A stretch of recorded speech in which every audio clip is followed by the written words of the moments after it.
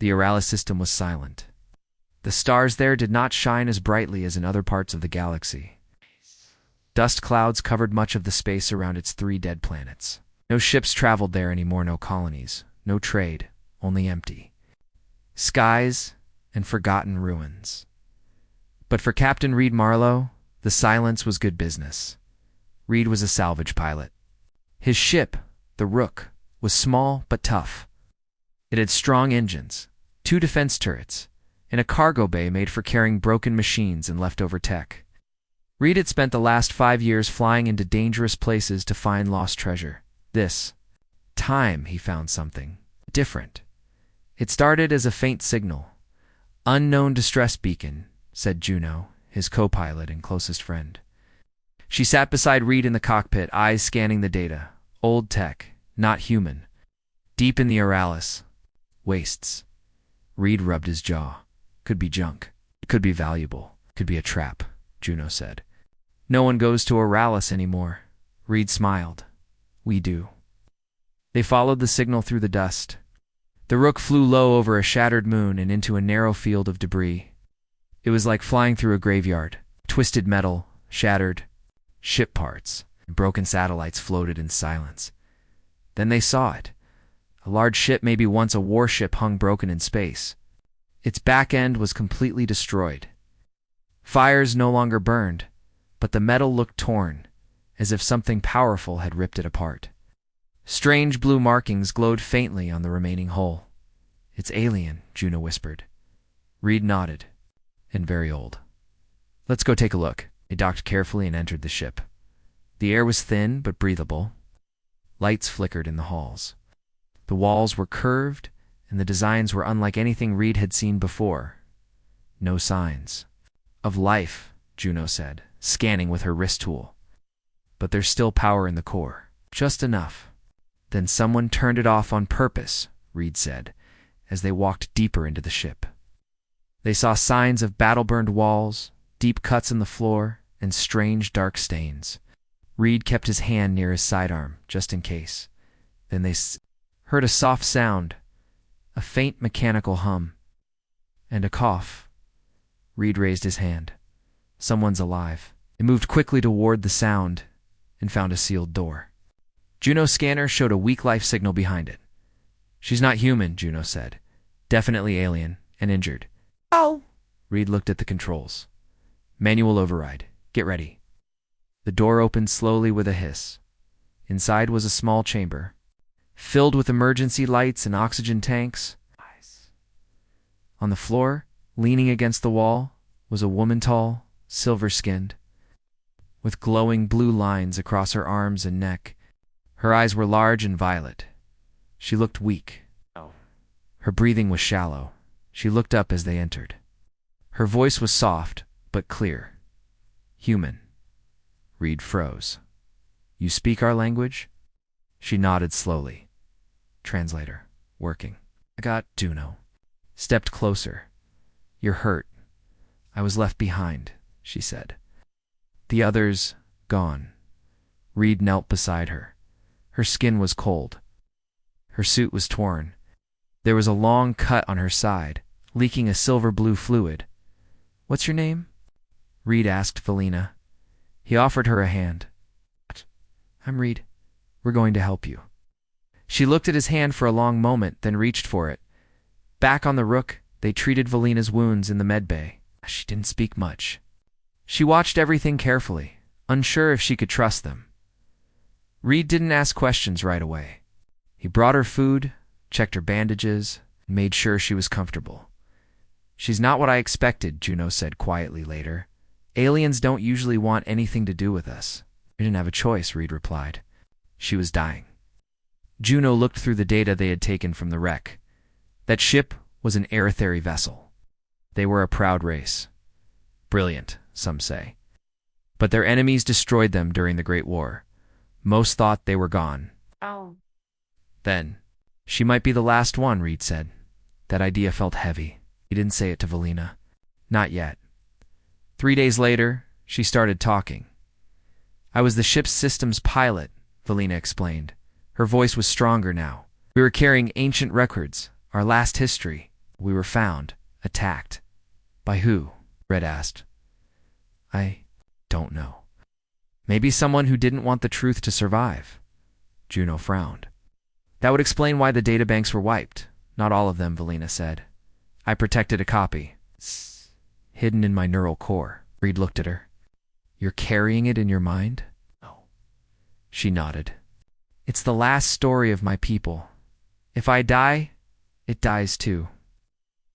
The room was quiet. Reed didn't know what to say. Then Valina asked, why did you save me? Reed gave a small smile. 'Cause you needed help, and we were there. Valina looked unsure. Your kind does not always help ours. Reed didn't argue. Maybe not. But I'm not like most people. That night, Reed stood alone on the bridge. Stars outside were cold and still. He thought about what they had found in Alien Woman, a lost history, and the chance to do something that mattered. He heard footsteps. Valina walked in slowly. You're thinking, she said. Yeah, Reed replied. He's trying to decide what to do next. She stepped beside him. I can go. I don't want to bring trouble to your ship. Reed looked at her. You're not trouble. She turned to him, her eyes full of quiet sadness. You could leave me somewhere safe. A planet. A station. Then you could be free. Reed didn't answer right away. Then she asked the question, one that would stay in his mind long after the stars had moved. Will you leave me, human?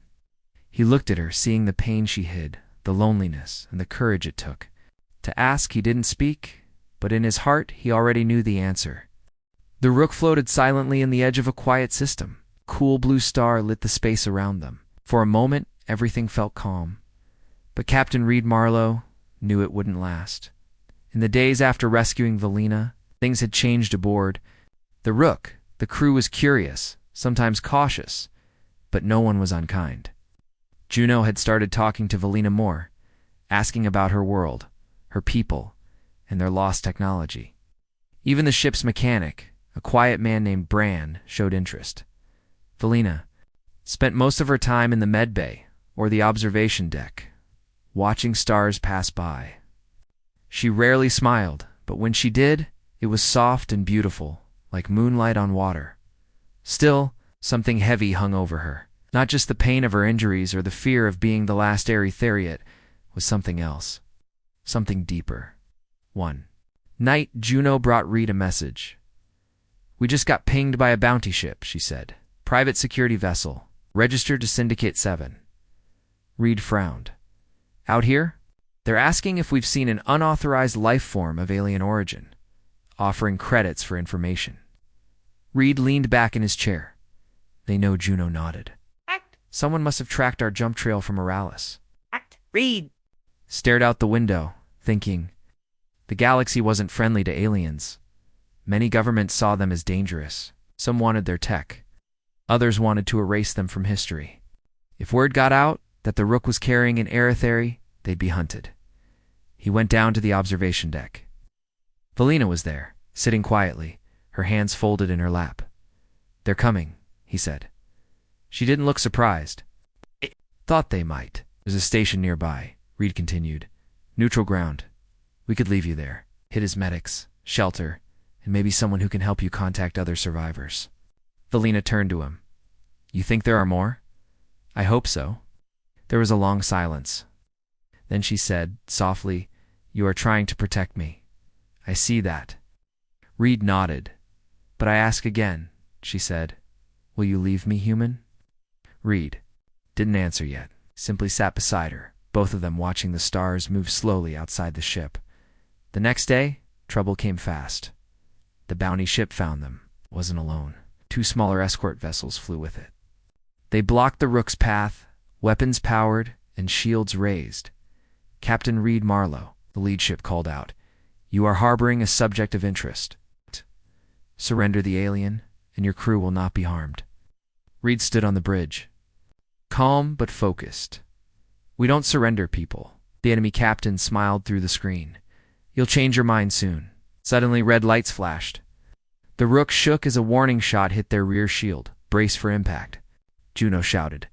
Reed grabbed the cum. Valina, stay in the med bay. Don't come out. He turned to Juno and Bran. Take evasive action. We fight only if we have to. The enemy ships fired again. The Rook twisted and spun, dodging blasts. Juno guided them through an asteroid field, using the rocks for cover. Bran kept the shields alive, sweat on his forehead as sparks flew from the panels. Inside the medbay, Valina felt helpless. She hated hiding while others risked their lives. Her people had been warriors, thinkers, and explorers. She couldn't just sit. She stood, ignoring the ache in her side, and opened a nearby panel. She began typing into the console, fingers moving fast. Even in pain, her mind was sharp. On the bridge. Systems started to flash with new data. Someone's hacking the enemy sensors, Juno said in surprise. A second later, the escort ships turned confused and disoriented. They lost targeting. Bran said, "What did you do?" Reed smiled. "She did it." The Rook used the moment to escape. Engines roared as the ship jumped into faster-than-light travel. The stars stretched, and silence returned. Later in the medbay, Reed sat beside. "Valina, you saved us," he said. "How did you even access their system?" "They used old code," she replied. "My people created some of the earliest deep space networks. I still remember the language." Reed looked at her with respect. "You're more than a survivor." "I had to be," she said. "For a long time, we thought knowledge would save us, but in the end, only a few of us knew how to fight back." Reed looked at the medical scanner. "Your vitals are dropping. You're pushing yourself too hard." "There's no time to rest," she said. "If they found us once, they'll find us again. You need to recover. I need to finish what I started." Reed met with his crew. "We can't hide forever," Juno said. "They want her. And if they find us again, they might not miss next time." "What if we stop running?" Reed asked. "What if we make her story public?" Juno raised an eyebrow. "You mean, let the galaxy see the truth?" "She has a copy of her people's history," Reed explained. "Their last message. We broadcast it. Maybe we change things." Bran looked doubtful. "Or we paint a bigger target on ourselves." Reed nodded. "Maybe, but maybe it also gives us allies." There was silence. Then Juno said, "What does Valina think?" "She's ready," Reed replied. The crew worked together. They built a secure uplink system using old relay satellites. Valina prepared the data images, voices, stories, and the final words of her people. As she worked, she felt something she hadn't in years: hope. But it wasn't just about saving history. It was about reminding the galaxy that even lost voices mattered. When the upload began, Valina stood beside Reed. "I am afraid," she said. "So am I," he replied. "But that's how we know it matters." The message went out across nearby systems, into trade networks, old stations, and even deep into the archives of Earth's colonies. A voice echoed through the stars, telling the story of the Eritheri. It spoke of their wisdom, their kindness, and the betrayal that led to their end. It ended with a final line, spoken in Valina's own voice. "We were not monsters. Oh, we only wanted to live." Back on the observation deck, Valina watched the stars again. Reed joined her. "It's out there now. People will see it. You think they'll care?" "I think the right ones will." She looked at him with tired but shining eyes. "You could still leave me," she said. "Take your crew, go somewhere safe. Let me walk this road alone." Reed turned to her. "No," he said quietly. "I don't leave people behind." The stars outside the Rook looked the same as always, cold, distant, and quiet. But something had changed. Valina's message had been sent. The story of the Eritheri was now out in the galaxy, and someone had heard it.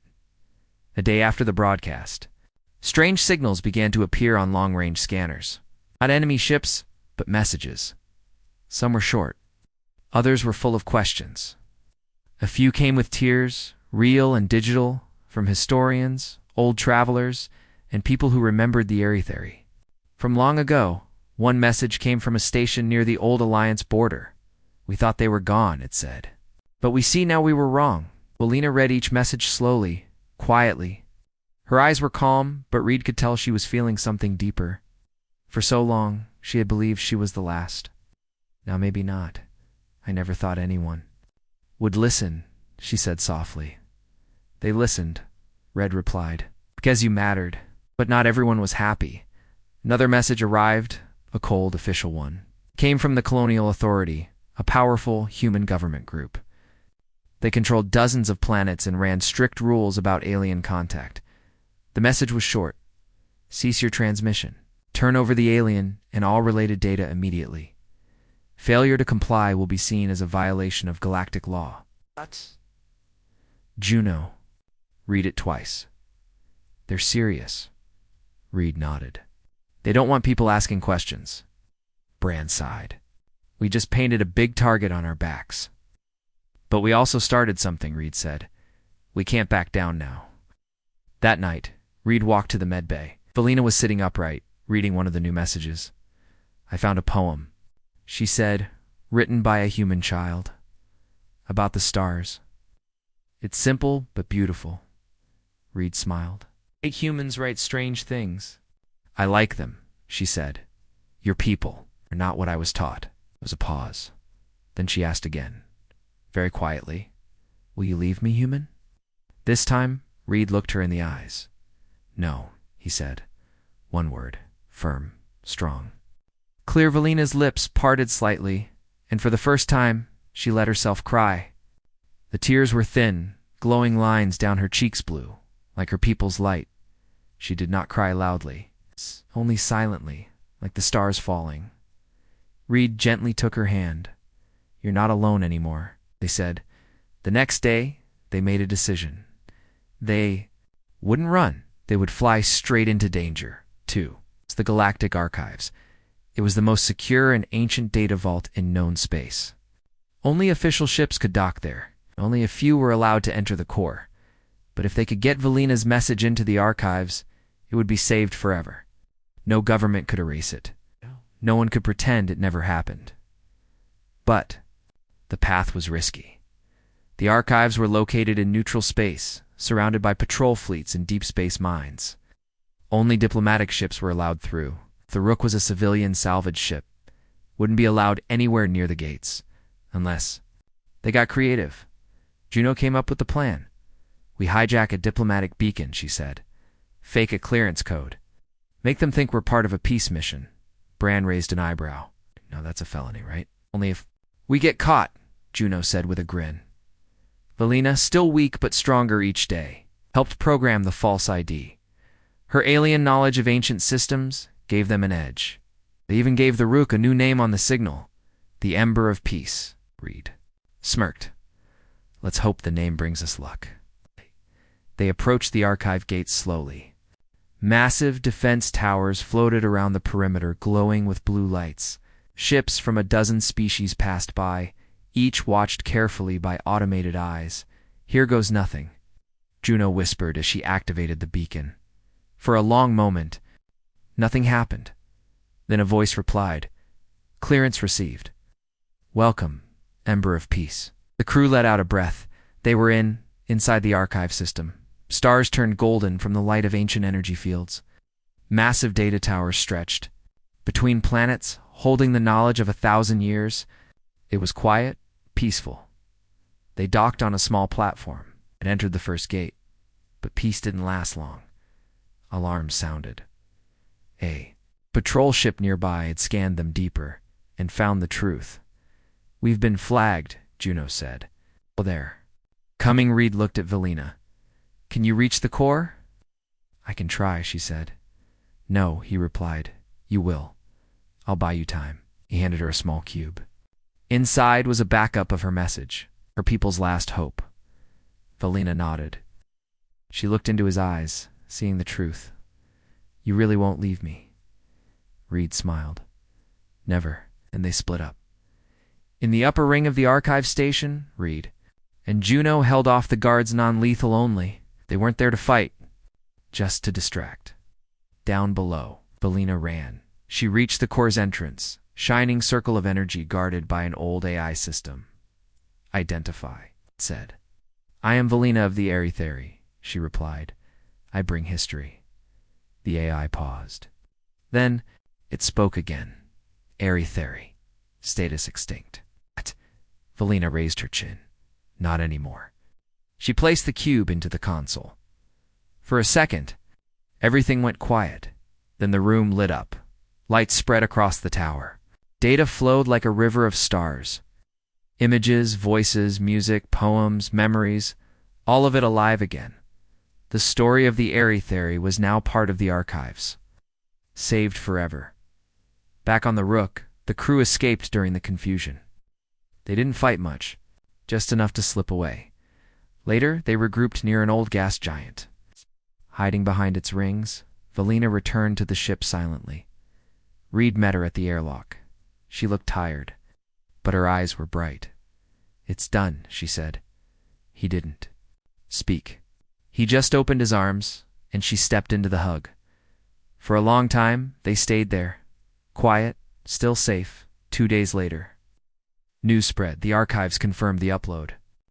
Thousands of planets now had access to the Aerie records. Some protested. Others celebrated, but no one could deny it anymore. The Aerie had lived, and their truth had been heard. On the observation deck once again, Valina stood beside Reed. "Thank you," she said. "You don't have to thank me," he replied. "You saved us too. We saved each other," she said. He looked at her. "What now? I don't know," she replied. "Maybe I find others. Maybe I build again." But not. Alone, she turned to him with a soft smile. "Because you stayed," he smiled back. "I always will." The archive upload changed everything. For the first time in years. The galaxy remembered the Aerie. People asked questions. People talked, and some were afraid. Captain Reed Marlowe sat in his chair aboard the Rook, watching the news feeds. Across hundreds of systems, debates had begun.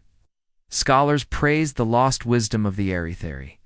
Activists demanded protection for alien survivors. But powerful groups, like the Colonial Authority, called it a threat. "They're saying it's a trick," Juno reported. That Valina faked the history to gain sympathy.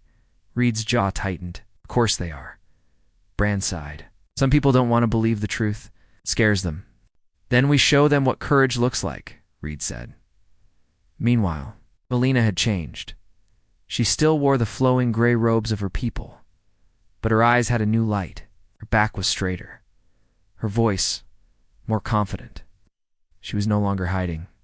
She was becoming a symbol. One night she stepped onto the bridge. "I received a message," she said. "Encrypted Aerie code." The crew looked up in surprise. "A survivor?" Juno asked. "Possibly," Valina replied. "It was weak, sent from a far place. A system known as Hatteras Reach." Reed leaned forward. "That's on the edge of the old war zone. Nobody lives there anymore." Valina nodded. "That's what makes it perfect for hiding." There was silence. Then Reed stood, set a course. Their journey to Hatteras Reach was not easy. The space around it was dead broken ships, its ruined satellites, and drifting mines. Long ago, it had been a place of battle. Now, it was full of silence and danger. Juno had to guide them carefully. If we touch even one old sensor, it could wake the whole grid. The ship glided slowly through wreckage, the lights dim, engines quiet. Valina watched from the front window. Her face was still, but her hands were tight. "Are you afraid?" Reed asked. "Yes," she said. "But I go anyway." At the edge of the system, they found it. A small moon, hidden behind a gas cloud. On its surface was a strange signal tower, built from scrap and stone. The signal was weak but alive. Brand scanned it. "There's energy down there. And life." Signs, faint but real. Reed stood. "We're going down." The ship landed on the moon's rocky surface. Wind howled outside and dust blew like smoke.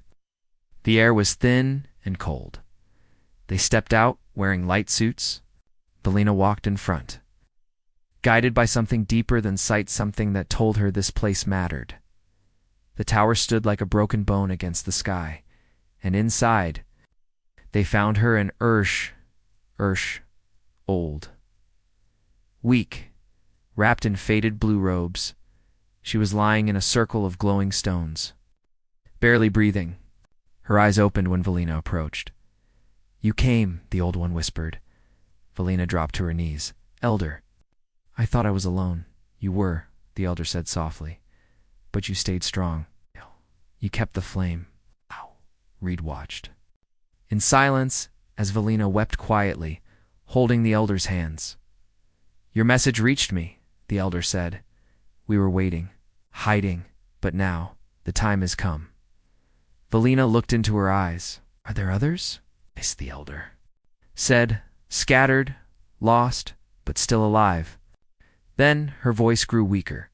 I carried the seed, a memory, a gift. You must protect it. She handed Valina a small glowing shard. What is it? Reed asked. Valina's voice shook. The core, the final piece of our knowledge, the heart of Aerytheri wisdom. Suddenly, alarms sounded on the Rook's wrist scanners. Juno's voice crackled through the cum. We've got incoming. Multiple ships. Colonial Authority tags. Reed cursed. They followed us. Valina looked down at the elder. You must come with us. But the elder shook her head. My time is gone. But you will rise. Her eyes closed, and the last elder of the Aerytheri was gone. Back on the ship, the Rook powered up quickly. Juno's voice was sharp. 3 warships. No warning shots this time. Reed helped Valina into the chair. What about the core? She held the shard close. It's safe, but we can't let it fall into enemy hands. Then we fight, Reed said. The ship blasted upward into the black sky just as the enemy vessels arrived. Laser fire lit the moon's surface behind them. Bran rerouted power to shields. We won't last long. They're faster, stronger. Maybe, Reed said, but they're not fighting for truth. The chase through Hadaris Reach was wild. The Rook twisted between asteroid fields, flew through gas storms, and dove between wrecks of old warships. Juno flew like a storm herself, her hands dancing across the controls. But the enemy was gaining. They'll catch us in 2 minutes, Bran warned. Valina stood, the shard glowing in her hand. I can use it, she said. Reed turned to her. What do you mean? Core holds more than knowledge. It holds energy, power from the old world. She moved to the engine bay and placed the shard into the ship's main relay. Suddenly lights surged through the walls. The ship hummed like a living thing. The engines glowed brighter than ever before. What's happening? Juno asked. We're going faster than we ever could, Bran said, amazed outside. The Rook shot forward like a comet, leaving the enemy ships behind. When they reached safe space, the crew gathered on the bridge. Valina removed the shard. Now dim. It is tired, but not empty. You just gave this ship something special, Reed said. No, Valina replied. We gave this galaxy something special. Yes. She looked at each of them. You believed in me? Fought for me? Stood with me. There was silence. Then she asked the question one last time. Will you leave me, human? Reed stepped forward.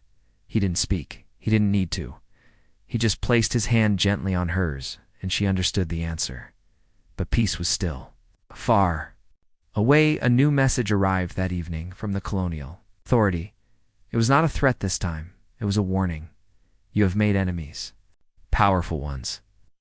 If you do not surrender the core, your ship will be declared a traitor.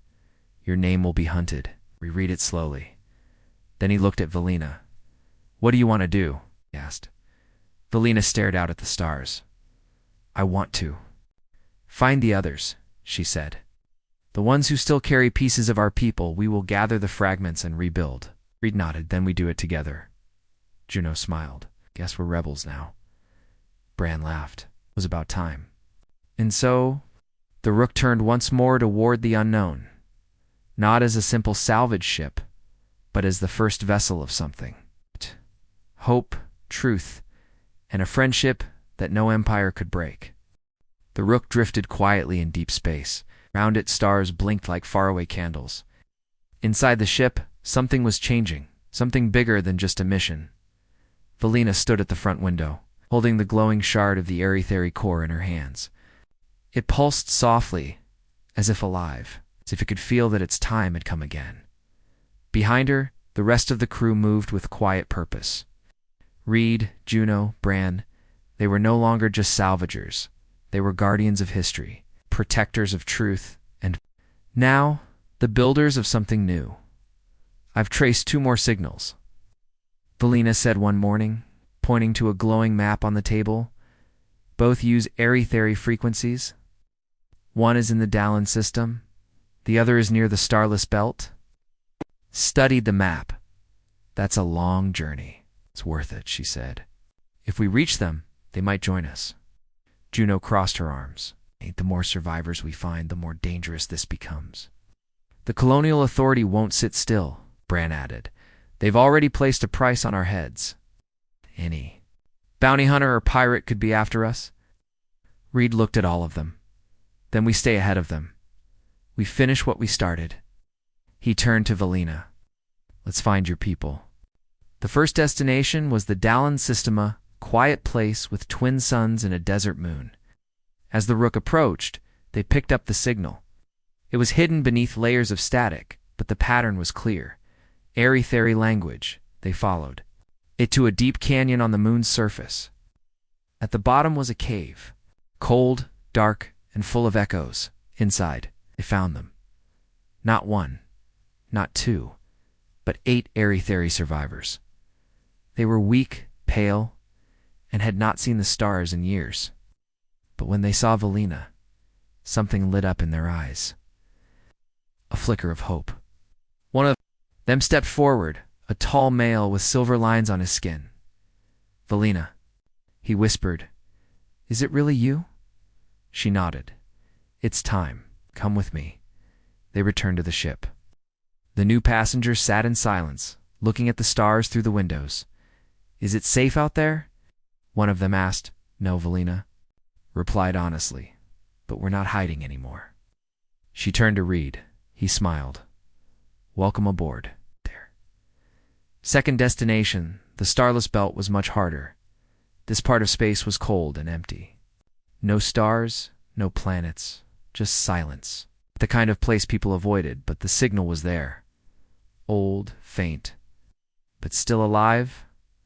We're getting close, Bran said as he read the scanner. But there's movement. Something's following us. Looked at the screen. That's not a rock. That's a ship. A moment later, the enemy showed its face. A black warship, fast armed. Its markings were clear. Colonial Enforcer. They've found us, Reed said. We have no cover here. Valina stood up. We can't run. If we leave, the signal may be lost forever. Then we fight, Reed said. The battle was sharp and fast. The Rook had speed, but the enemy had firepower. Blasts shook the ship, knocking tools and cables to the floor. Lights flickered. Sparks flew, but the crew worked as one. Juno flew like a comet, turning sharply through debris fields. Out. Bran rerouted energy to the shields. Reed manned the secondary guns. And Valina. She did something no one expected. She walked to the ship's core, placed the glowing shard into the control matrix, and closed her eyes. The ship responded. Energy surged through the engines. Shields became stronger. Lights turned from red to blue dot, and the Rook changed. It moved like something alive now. Faster, sharper, almost graceful. Juno blinked. What is she doing? She's helping the ship remember, Reed whispered. They outmaneuvered the Enforcer and blasted its engines. The enemy ship went dark, drifting powerless. Valina removed the shard. She looked tired, but her voice was strong. I found something, she said. Inside the signal, a name, a ship, one last survivor. The name was written in glowing airy-theory script, Stahl. A legendary scholar. A leader who had gone missing during the last days of the war. If he's alive, Valina said, he could help us rebuild everything. Reed nodded. Then we find him. It took 3 more jumps, each more dangerous than the last. They passed through storm clouds, ancient wreckage fields, and strange gravitational waves. At last they found it, a hidden planet, wrapped in rings of ice, floating above its surface. A quiet, broken ship, the Cirrus-T. They boarded the wreck. It was dark, old, but not empty. In the center chamber, connected to a life pod, was a single figure, an airy-fairy male. Thin, still breathing, Valina stepped forward and placed her hand gently on his forehead. His eyes opened, and he smiled. "Valina," he whispered. She nodded. "We're not gone." Back on the Rook, they gathered in the meeting room now. There were 10 airy-fairy, each with a story. Per Cerise. Cerise spoke slowly, but his voice carried weight. "We cannot rebuild our world," he said. "But we can share its wisdom. We can teach, guide, help others not to make the same mistakes." Reed listened quietly. Then he stood. "You have a home here, on this ship, for as long as you need." Cerestal smiled. "Then we begin today." News of the rescued survivors spread fast. Other ships sent messages of support, even some human scientists. Explorers, students sent notes of thanks and wonder, and slowly, the galaxy began to change. Valina appeared on holoscreens across systems. She shared her people's stories, their art, their music. She spoke of peace, of truth, of light, and everywhere she went, someone listened. One night, as the ship floated near a quiet star, Red found her alone, again, just like that first night. On the observation deck, she was holding the glowing shard. "You kept your promise," she said. "So did you," he replied. She turned to him. "Do you remember what I asked you?" "The first time?" Reed smiled. "You asked, 'Will you leave me, human?' and you said no." He stepped closer. "I will never leave you." Above them, the stars watched in silence. But they were not cold anymore. They were warm, because something new had begun. Not war, not fear, but rebirth among stars.